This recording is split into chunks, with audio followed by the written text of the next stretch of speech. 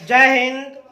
आज का सुविचार है, जीवन में अगर सबसे अच्छा सोचना है तो हमें दूसरों के बारे में बुरा सोचना बंद करना होगा।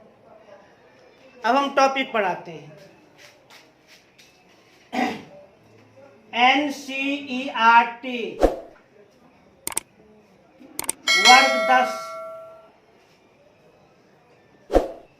आज से प्रारंभ किया जा रहा है। गणित सब्जेक्ट क्या है? गणित। आज से शुरुआत हो रही है। अब बिल्कुल शून्य से उठाएंगे इसको हम। और गणित में कुल 15 चैप्टर हैं। सभी चैप्टर को हमें कंप्लीट करना है। मेरे पढ़ाने का तरीका क्या होगा? किसी भी चैप्टर में सबसे पहले हम उसका कॉन्सेप्ट देंगे। उसके बाद यदि कोई सूत्र होगा तो फिर हम सूत्र प्रूव्ड करेंगे। अंत में जाकर के हम सभी क्वेश्चन आंसर को सॉल्व कर देंगे। गणित हम कैसे पढ़ाएंगे जिससे आप लोगों को पूर्ण रूप से समझ में आएगी, तो इसे हम 3 चरणों में बांट दिए हैं। किसी भी चैप्टर में सबसे पहले हम उस चैप्टर का कॉन्सेप्ट देंगे। उसके बाद यदि कोई फार्मूला होगा तो उस फार्मूला को हम प्रूव्ड कर देंगे, सिद्ध कर देंगे, और अंत में उसका क्वेश्चन आंसर हम सॉल्व कर देंगे। इस तरह से आपका गणित हम पढ़ाएंगे, शुरू से अंत तक पढ़ाएंगे।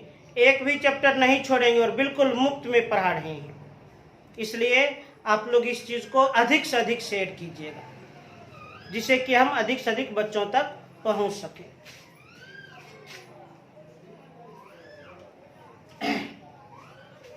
ध्यान देखिएगा। अध्याय 1 चैप्टर का नाम है वास्तविक संख्याएं,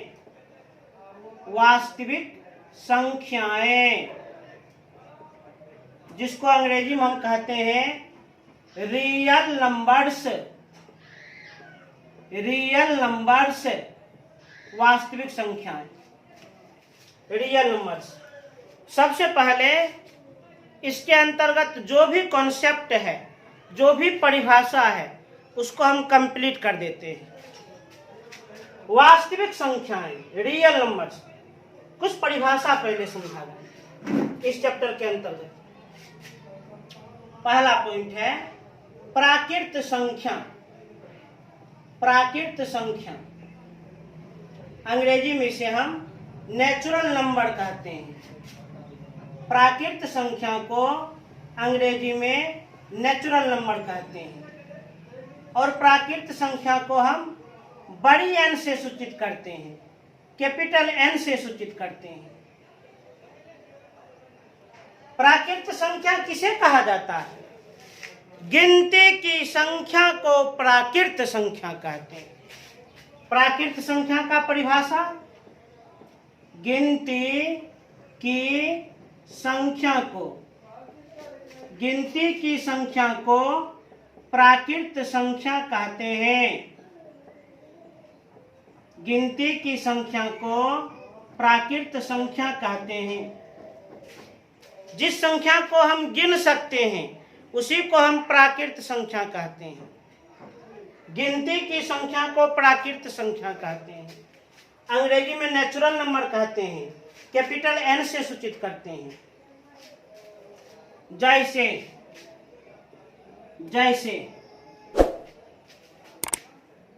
1 2 3 4 5 6 अनंत तक। गिनती 1 से प्रारंभ होती है। गिनती कभी अपूर्ण नहीं होती है, और गिनती हमेशा धनात्मक होती है, ऋणात्मक नहीं। गिनती कहां से प्रारंभ करते हैं? 1 से। कभी देखे हैं जीरो से स्टार्ट करते हैं? जीरो से कभी सुने हैं स्टार्ट करते हैं? छात्र में विद्यार्थी को हम गिनेंगे तो जीरो से स्टार्ट करेंगे। क्लास में हम छात्रों को गिनेंगे, वर्ग में हम छात्रों को गिनेंगे, जीरो से स्टार्ट करेंगे? नहीं, 1 से करेंगे। और गिनती की संख्या ऋणात्मक नहीं, धनात्मक होती है। क्या हम कभी कह सकते हैं मेरे क्लास में आज -10 छात्र आया है? बिल्कुल नहीं कहेंगे। और गिनती की संख्या पूर्ण होती है, पूर्ण नहीं। क्या हम कभी कह सकते हैं मेरे क्लास में 2.1/3 छात्र आया है? कभी नहीं। 2 आया है, 3 आया है, 4 आया है, जब भी बोलेंगे पूर्ण संख्या। अब दूसरा है पूर्ण संख्या। पूर्ण संख्या, पूर्ण संख्या को अंग्रेजी में होल नंबर कहते हैं। पूर्ण संख्या को अंग्रेजी में क्या कहते हैं? होल नंबर, जिसे W से सूचित किया जाता है। किसे सूचित करते हैं? W से। पूर्ण संख्या किसे कहते हैं? परिभाषा है, प्राकृत संख्या के परिवार में, प्राकृत संख्या के परिवार में शून्य को शामिल करने से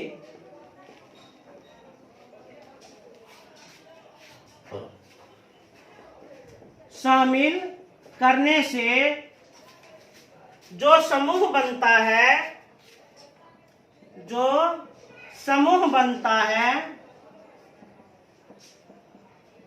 उसे पूर्ण संख्या कहते हैं।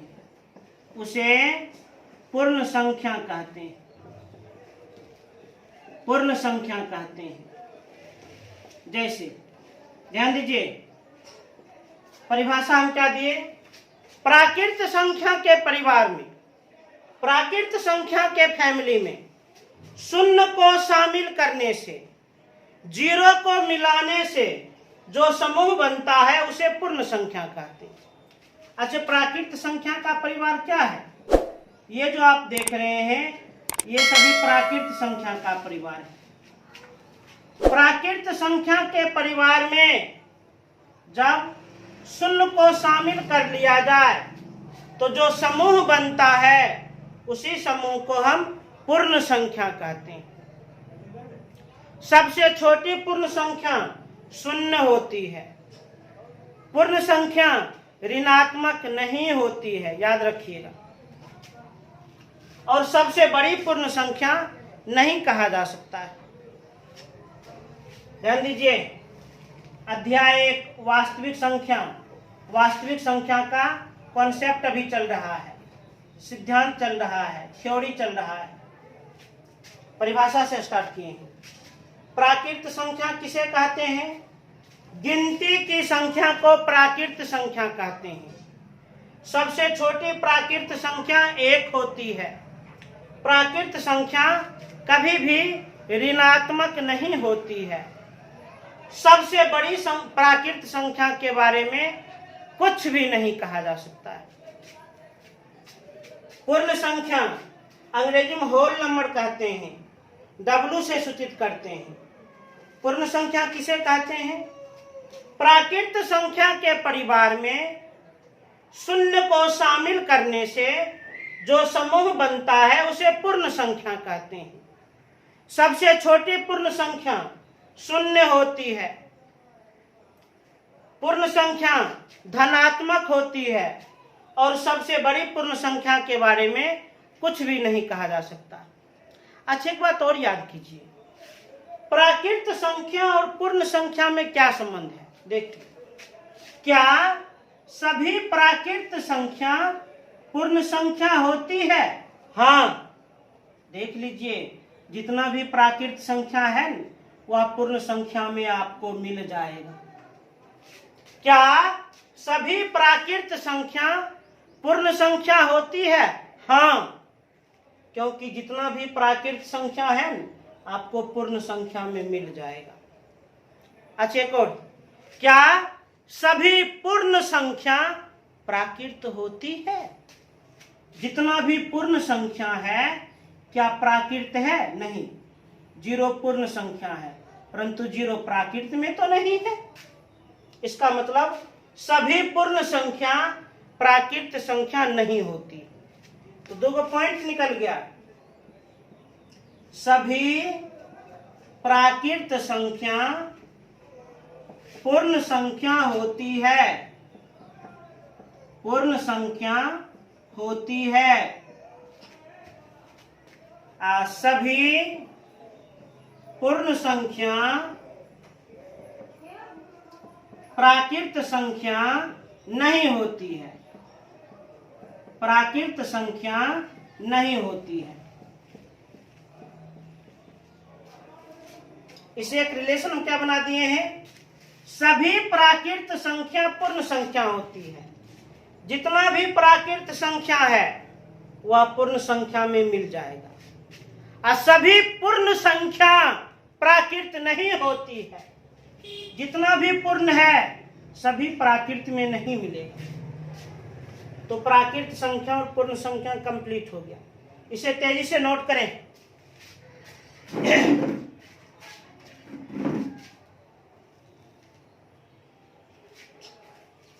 अब आप लोग समझिए गुणनखंड और गुणज।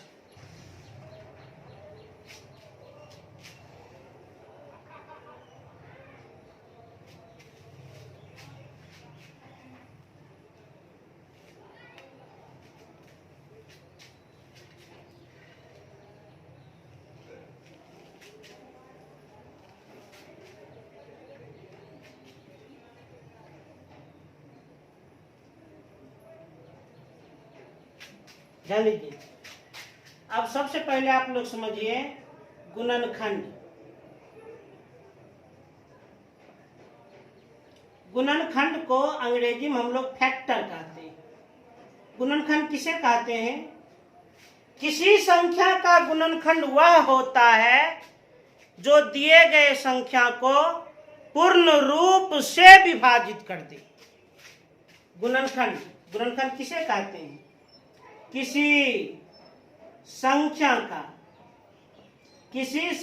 का गुणनखंड, किसी संख्या का गुणनखंड वह होता है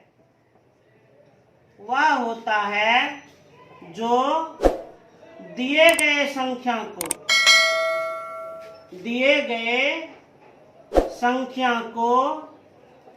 पूर्ण रूप से विभाजित कर दे। पूर्ण रूप से विभाजित कर दे।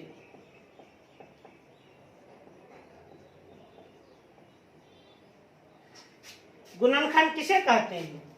किसी संख्या का गुणनखंड वह होता है जो दिए गए संख्या को पूर्ण रूप से विभाजित कर दे, पूरा पूरा काट दे। एक पॉइंट और समझ लीजिए। गुणज, अंग्रेजी में गुणज को हम मल्टीपल कहते हैं। गुणज किसे कहते हैं? किसी संख्या का गुणज वह होता है जब दिए गए संख्या में प्राकृतिक संख्या को गुणा किया जाए। किसी संख्या का गुणज वह होता है जब दिए गए संख्या में प्राकृतिक संख्या से गुणा किया जाए।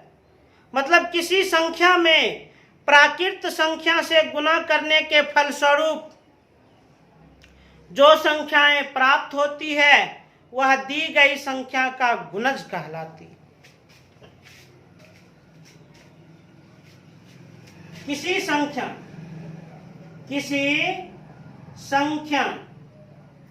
संख्या का गुणज वह होता है, किसी संख्या का गुणज वह होता है जो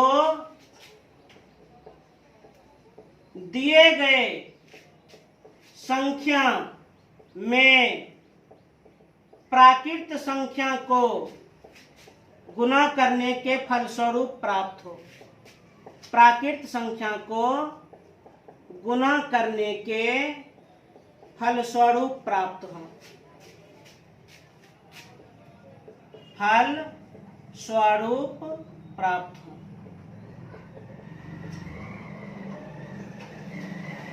अभी हम केवल परिभाषा लिखे हैं। किसी संख्या का गुणनखंड वह होता है जो दिए गए संख्या को पूर्ण रूप से विभाजित कर दे। और किसी संख्या का गुणज वह होता है जो दिए गए संख्या में प्राकृत संख्या को गुणा करने के फलस्वरूप प्राप्त हो। अब इसे हम कुछ एग्जाम्पल के द्वारा, कुछ उदाहरण के द्वारा स्पष्ट करते हैं। ध्यान से देखा जाए। एक तरफ गुणनखंड हम लेते हैं, गुणनखंड, और एक तरफ गुणज लेते हैं। दोनों में अंतर करना है, फर्क करना है हम लोग। गुणनखंड, गुणनखंड का दूसरा नाम अपवर्तक होता है। गुणनखंड का दूसरा नाम अपवर्तक होता है, अपवर्तक। गुणज, गुणज का दूसरा नाम अपवर्त्य होता है। गुणज का दूसरा नाम अपवर्त्य होता है। गुणनखंड को अंग्रेजी में हम लोग फैक्टर कहते हैं, फैक्टर। और गुणज, गुणज को अंग्रेजी में हम लोग मल्टीपल कहते हैं, मल्टीपल। एक तरफ गुणनखंड ले लिए और एक तरफ गुणज ले लिए। ध्यान दीजिए। अब कुछ संख्या हम लिखते हैं। 1 2 3 4 5 6 7 8 9 10 11 कुछ ले लिए। इधर भी देखा जाए। 1 2 3 4 5 6 7 8 9 10 11। अब दोनों में फर्क करना है, एकदम ध्यान से देखिएगा, बहुत सिंपल है ये।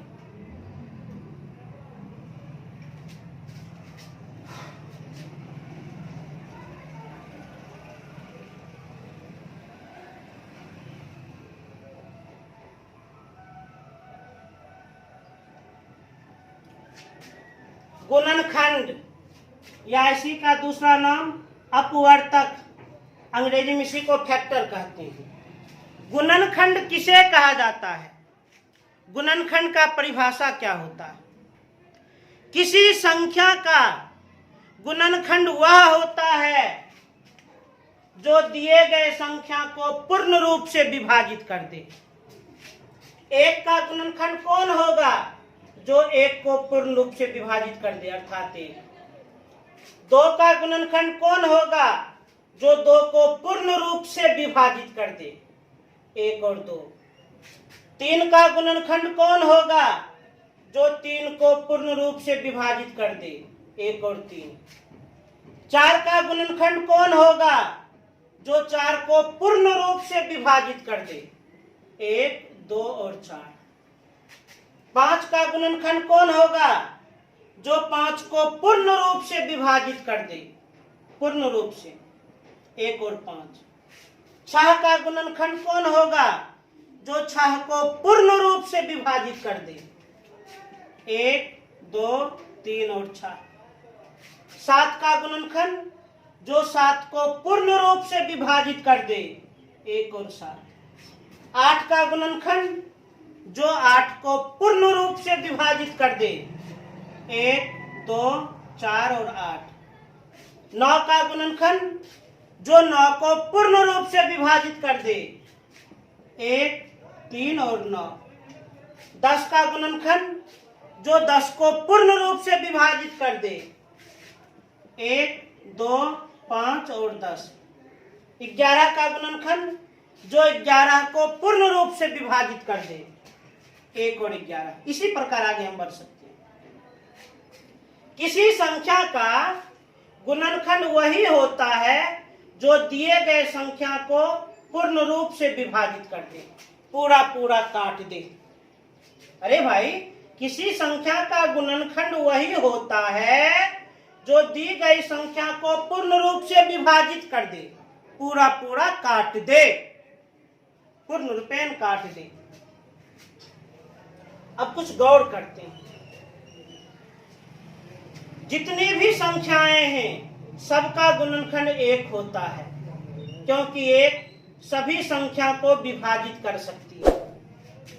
अच्छा, जितनी भी संख्याएं हैं उन सब का गुणनखंड वह संख्या स्वयं होती है, वह संख्या स्वयं होती है। ये बात भी आप लोग गौर कीजिए। अब समझिए गुणज। गुणज किसे कहते हैं? किसी संख्या का, अच्छा गुणज का पहले अर्थ लगाइएगा। गुणज मतलब गुना से जन्म लेने वाला, जिसका जन्म गुना से हो। गुणज किसे कहते हैं? किसी संख्या का गुणज वह होता है जो दिए गए संख्या में प्राकृत संख्या को गुना करने के फलस्वरूप प्राप्त हो। किसी संख्या का गुणज वह होता है जो दिए गए संख्या में प्राकृत संख्या को गुना करने के फलस्वरूप प्राप्त हो। जो दिए गए संख्या में प्राकृत संख्या को गुना करने के फलस्वरूप प्राप्त हो। अच्छा प्राकृत संख्या 1 2 3 4 5 यही सबने। एक का गुणज क्या होगा? तो एक को प्राकृत संख्या से गुना कर दीजिए। एक को 1 से गुना करेंगे 1, 2 से गुना करेंगे 2, 3 से गुना करेंगे 3, 4 से गुना करेंगे 4, 5 से गुना करेंगे 5। प्राकृत संख्या कभी खत्म नहीं होगा, तो ये गुणज भी कभी खत्म नहीं होगा। 2 का गुणज क्या होगा? तो 2 में प्राकृत संख्या से गुना करो, इन सभी से गुना करो। 2 में 1 से गुना करेंगे 2, 2 से करेंगे 4, 3 से गुना करेंगे 6, 4 से गुना करेंगे 8, 5 से गुना करेंगे 10, इसी प्रकार बढ़ते जाएंगे। 3 का गुणज कौन होगा? तो 3 में प्राकृत संख्या से गुना कीजिए। 3 इकाई 3, 3 दूनी 6, गुना करके लिखिए। 3 को 3 से गुना करेंगे 9, 3 को 4 से गुना करेंगे 12, 3 को 5 से गुना करेंगे 15, इसी तरह गुना करते चलिए। 4 का गुणज क्या होगा? तो 4 में प्राकृत संख्या से गुना कीजिए।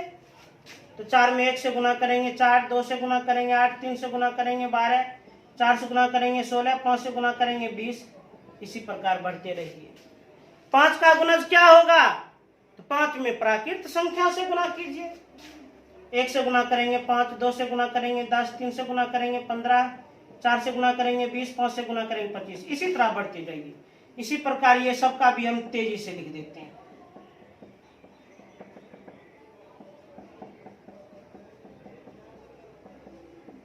थोड़ा सा लिख देते हैं, उसके बाद डॉट डॉट लगा देते हैं।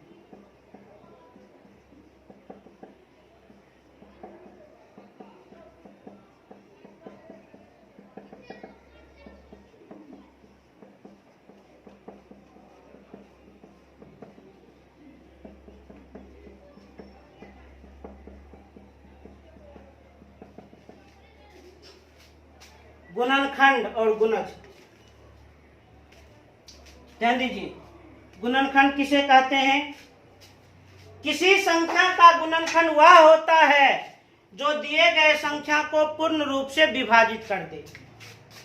किसी संख्या का गुणनखंड वह होता है जो दिए गए संख्या को पूर्ण रूप से विभाजित कर दे।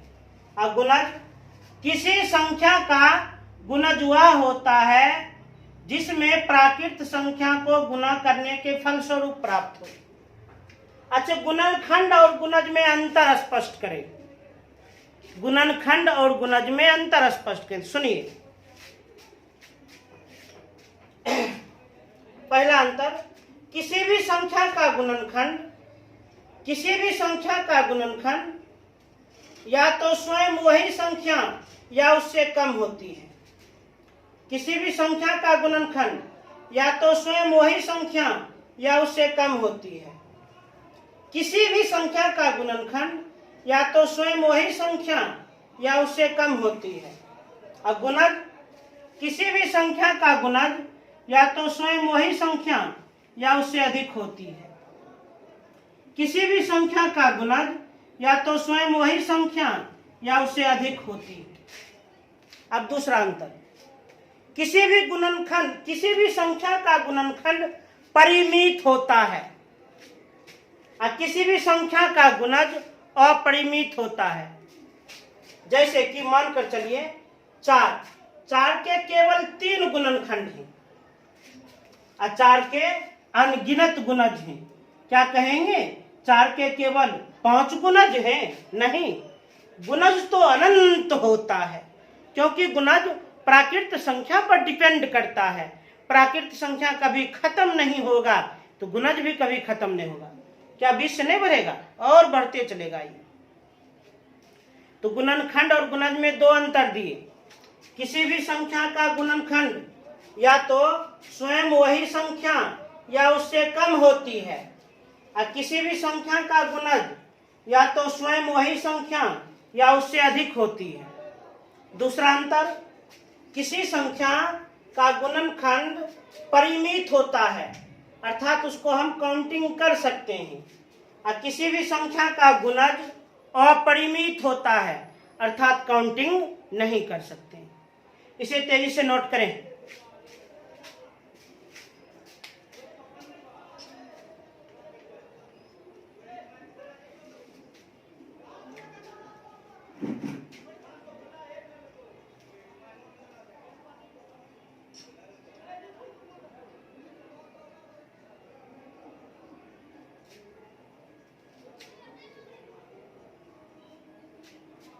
अब आगे देखा जाए।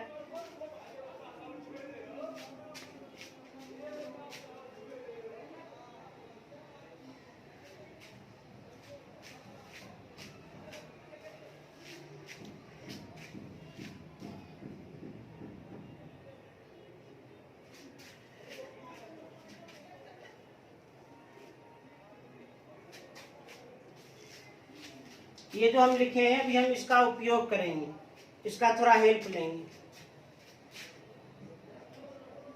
अभाज्य संख्या, जिसे हम रूढ़ संख्या भी कहते हैं, अंग्रेजी में प्राइम नंबर कहते हैं। कौन नंबर? Prime number. अभाज्य संख्या या रूढ़ संख्या, अंग्रेजी में इसको हम प्राइम नंबर कहते हैं।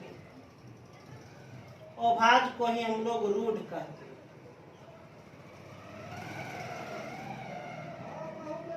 इसका परिभाषा, इसका डेफिनेशन, वैसी संख्या जिसके केवल दो गुणनखंड हो। वैसी संख्या जिसके केवल दो गुणनखंड हो उसे अभाज्य संख्या कहते हैं।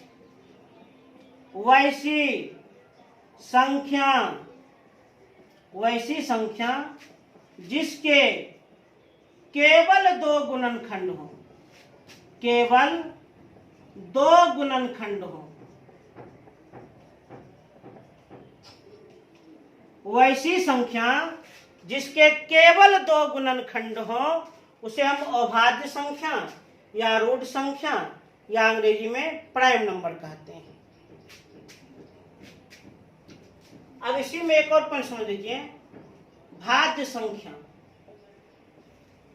भाज्य, इसी को हम लोग यौगिक संख्या भी कहते हैं। यौगिक संख्या भी कहते हैं।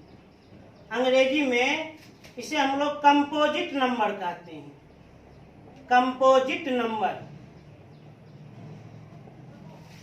भाज्य संख्या किसे कहते हैं? वैसी संख्या जिसके दो से अधिक गुणनखंड हो। वैसी संख्या जिसके दो से ज्यादा गुणनखंड हो उसे हम भाज्य संख्या कहते हैं। वैसी संख्या जिसके दो से अधिक गुणनखंड हो, दो से अधिक गुणनखंड हो, उसी को हम भाज्य संख्या या उसी को हम यौगिक संख्या कहते हैं। ध्यान दीजिए। भाज्य, अभाज्य, अभाज्य का दूसरा नाम रूढ़, अभाज्य संख्या, अंग्रेजी में प्राइम नंबर। तो अभाज्य संख्या किसे कहते हैं? वैसी संख्या जिसके केवल दो गुणनखंड हो। वैसी संख्या जिसके मात्र दो गुणनखंड हो उसे हम अभाज्य संख्या कहते हैं। भाज्य, जिसको हम यौगिक भी कहते हैं, भाज्य संख्या अंग्रेजी में कंपोजिट नंबर कहते हैं। वैसी संख्या जिसके दो से अधिक गुणनखंड हो उसे हम क्या कहते हैं? भाज्य संख्या। अब इसको कुछ एग्जाम्पल के द्वारा समझा जाए, कुछ उदाहरण के द्वारा समझा जाए।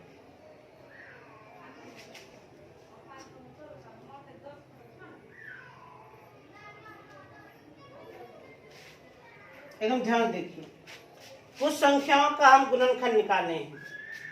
अब हम लोग को समझना है अभाज्य संख्या किसे कहते हैं। अभाज्य संख्या किसे कहते हैं? वैसी संख्या जिसके केवल 2 गुणनखंड हो। चेक कीजिए, 2 का केवल 2 ही गुणनखंड है, 3 का केवल 2 ही गुणनखंड है,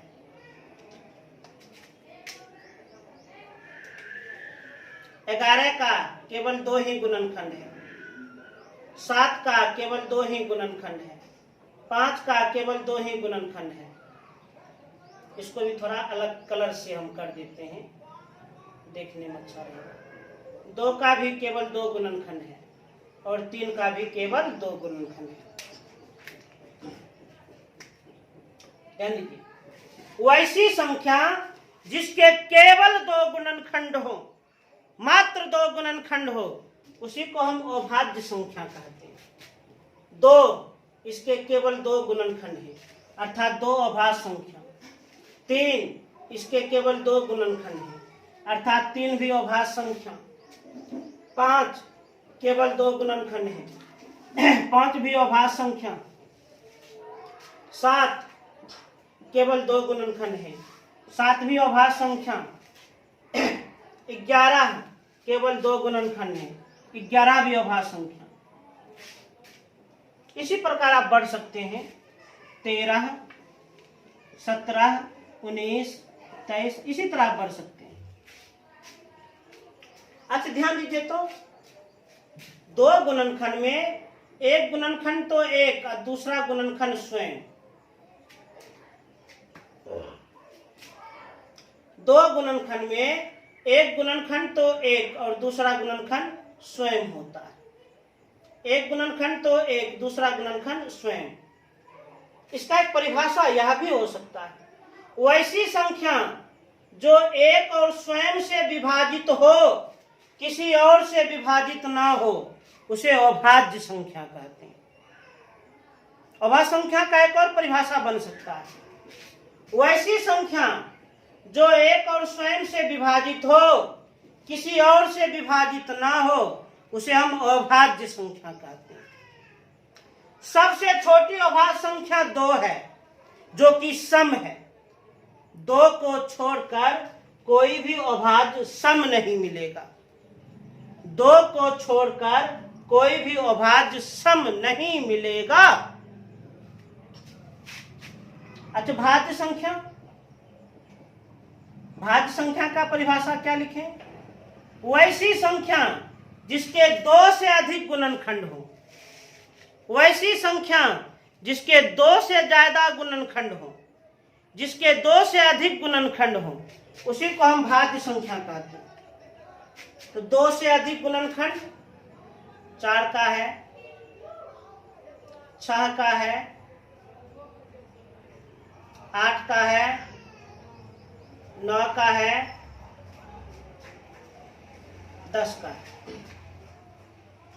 वैसी संख्या जिसके 2 से अधिक गुणनखंड हो, 2 से ज्यादा गुणनखंड हो, उसको हम क्या कहते हैं? भाज्य संख्या, या उसी को हम लोग यौगिक संख्या भी कहते हैं। भाज्य संख्या या उसी को हम लोग यौगिक संख्या भी कहते हैं। जैसे ध्यान से देखिए, 4 के 2 से अधिक गुणनखंड है, तो 4 भाज्य संख्या है। 6 के 2 से अधिक गुणनखंड है, 6 भाज्य संख्या है। 8 के 2 से अधिक गुणनखंड है, 8 भाज्य संख्या है। 9 के 2 से अधिक गुणनखंड है, 9 भाज्य संख्या है। 10 के 2 से अधिक गुणनखंड है, 10 भाज्य संख्या है। भाज्य संख्या में आप गौर कीजिए, जैसे 4 भाज्य संख्या है, एक और स्वयं तो होगा, कुछ और भी होगा। 6 के लिए एक और स्वयं तो होगा, कुछ और भी होगा। इसका एक और परिभाषा बन सकता है, वैसी संख्या जो एक और स्वयं के अलावे अन्य से भी विभाजित हो उसे भाज्य संख्या कहते हैं। जो एक और स्वयं के अलावे दूसरे से भी विभाजित हो उसे हम भाज्य संख्या कहते हैं, वह भाज्य संख्या कहलाती है। सबसे छोटी भाज्य संख्या 4 होती है, 4। सबसे छोटी भाज्य संख्या 4 होती है। क्या होती है? 4, याद रखिएगा। तो फिर सुन लीजिए, अभाज्य संख्या, दूसरा नाम रूढ़ संख्या, अंग्रेजी में प्राइम नंबर कहते हैं। परिभाषा, वैसी संख्या जिसके केवल 2 गुणनखंड हो उसे हम अभाज्य संख्या कहते हैं। सबसे छोटी अभाज्य संख्या 2 जो कि सम है। 2 के अलावे कोई भी अभाज्य सम नहीं है। भाज्य संख्या, वैसी संख्या जिसके 2 से अधिक गुणनखंड हो उसे हम भाज्य संख्या कहते हैं। सबसे छोटी भाज्य संख्या 4। भाज्य संख्या एक और स्वयं के अलावे और से भी विभाजित होती है, और अभाज्य संख्या केवल एक और स्वयं से विभाजित होती है। भाज्य संख्या का दूसरा नाम यौगिक संख्या, इसे तेज से नोट कर लें।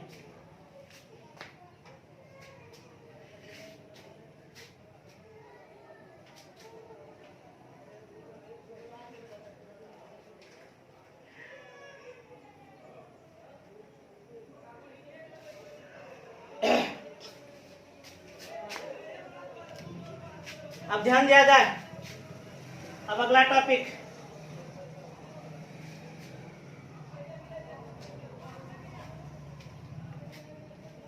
अब थोड़ा आप लोग समझिए संपूर्ण संख्या किसे कहते हैं। संपूर्ण संख्या किसे कहा जाता है? संपूर्ण संख्या, संपूर्ण संख्या, संपूर्ण संख्या को अंग्रेजी में हम लोग कहते हैं कंप्लीट नंबर। कंप्लीट नंबर,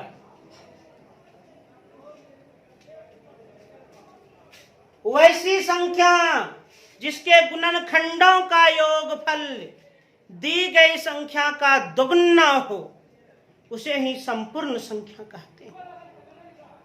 संपूर्ण संख्या किसे कहते हैं?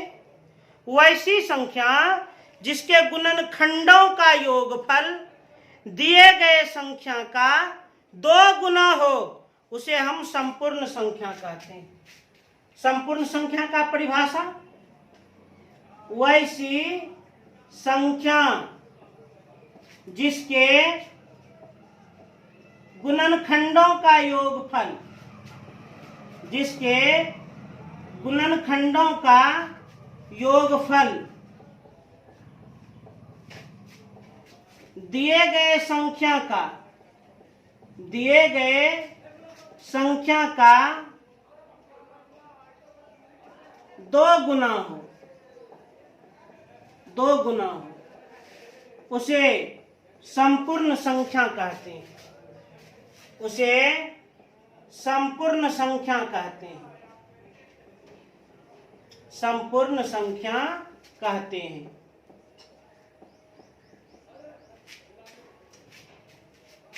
एक तथा 100 के बीच केवल 2 संपूर्ण संख्या है, एक है 6, एक है 28।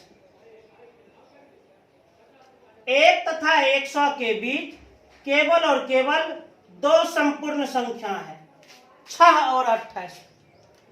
संपूर्ण संख्या किसे कहते हैं? कंप्लीट नंबर क्या है? वैसी संख्या जिसके गुणनखंडों का योगफल दिए गए संख्या का 2 गुना हो उसे संपूर्ण संख्या कहते हैं। 1 और 100 के बीच मात्र 2 संपूर्ण संख्या है, 6 और 28। जांच करते हैं। 6 का गुणनखंड निकालिए तो 6 का गुणनखंड क्या होगा? 1, 2, 3, 6। अब थोड़ा ये सबको जोड़ दीजिए तो 1 2 3 3 6 6 12।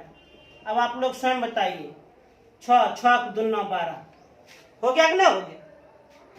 अच्छा 28 का गुणनखंड निकालिए तो 28 का गुणनखंड निकालिए तो किसी संख्या का गुणनखंड वह होता है जो दिए गए संख्या को पूरा पूरा विभाजित कर दे। 28 का गुणनखंड 1 2 4 7 14 और 28। अब ये सबको जोड़िए तो थोड़ा जोड़ दीजिए, 1 2 3 3 4 7 7 7 14 14 प्लस 14 28 28 प्लस 28 56। 2 गुना हो गया कि नहीं हो गया? किसी संख्या, संपूर्ण संख्या किसे कहते हैं? वैसी संख्या जिसके गुणनखंडों का योगफल दिए गए संख्या का दोगुना हो। गुणनखंडों का योगफल दिए गए संख्या का दोगुना हो, उसी को संपूर्ण संख्या कहते हैं, कंप्लीट नंबर कहते हैं। 1 और 100 के बीच मात्र 2 संपूर्ण संख्या है। असंपूर्ण संख्या आप लोग जांच भी कर सकते हैं इस परिभाषा के द्वारा।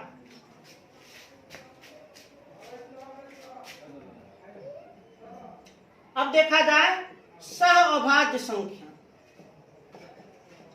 सहअभाज्य संख्या अंग्रेजी में इसे हम कहते हैं को-प्राइम नंबर। सहअभाज्य संख्या को हम क्या कहते हैं? Co-prime number. सहअभाज्य संख्या किसे कहते हैं?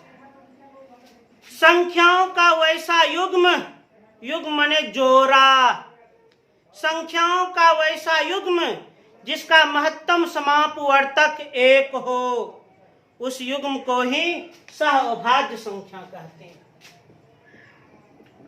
संख्याओं का वैसा युग्म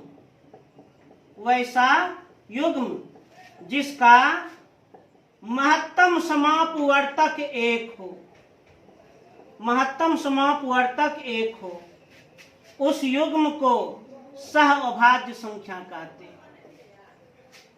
उस युग्म को सहअभाज्य संख्या कहते हैं। सहअभाज्य संख्या कहते हैं। सहअभाज्य संख्या को अंग्रेजी में को-प्राइम नंबर कहते हैं। संख्याओं का वैसा युग्म, संख्याओं का वैसा जोड़ा जिसका महत्तम समापवर्तक 1 हो, उस युग्म को, उस जोड़ा को, उस पेयर को सहअभाज्य संख्या कहते हैं। जैसे जैसे मानकर चलिए 2 और 17 लेते हैं।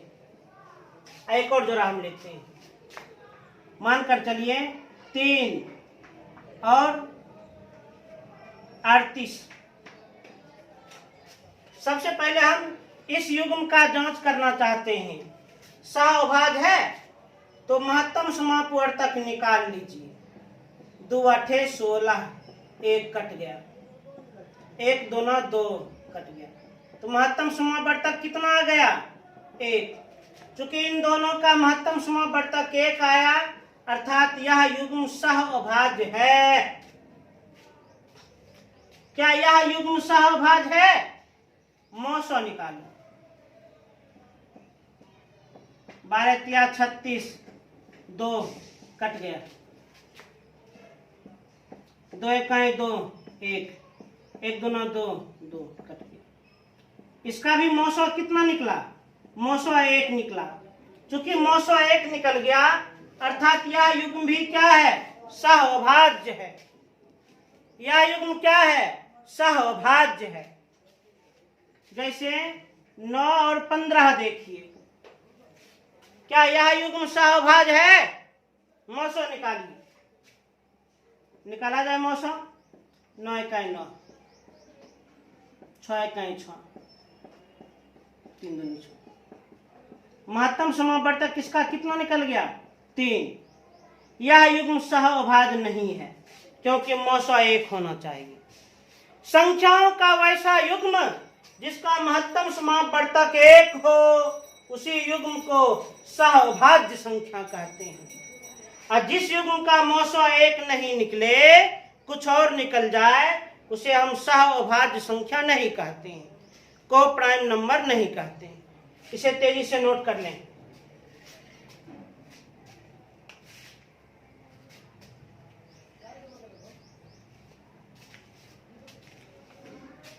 तो उम्मीद करते हैं आज का टॉपिक आप लोग अच्छी तरह से समझ गए होंगे। जो भी हम बता रहे हैं उसे आप एक अलग कॉपी में नोट करते चलिएगा, एक अलग कॉपी में। इसको अच्छी तरह से नोट करके खूब बढ़िया से याद कर लेना। अभी थ्योरी देखिए, गणित में आप उसी समय मजबूत बनिएगा जब आपका थ्योरी कंप्लीट होगा, आपका कॉन्सेप्ट स्ट्रांग होगा। तभी हम परिभाषा ही समझा रहे हैं। आज जो भी परिभाषा बताएं उसे आप लोग अच्छी तरह से याद कर लेना। पुनः हम अगले क्लास में और नए नए परिभाषा बताएंगे। तब तक के लिए जय हिंद।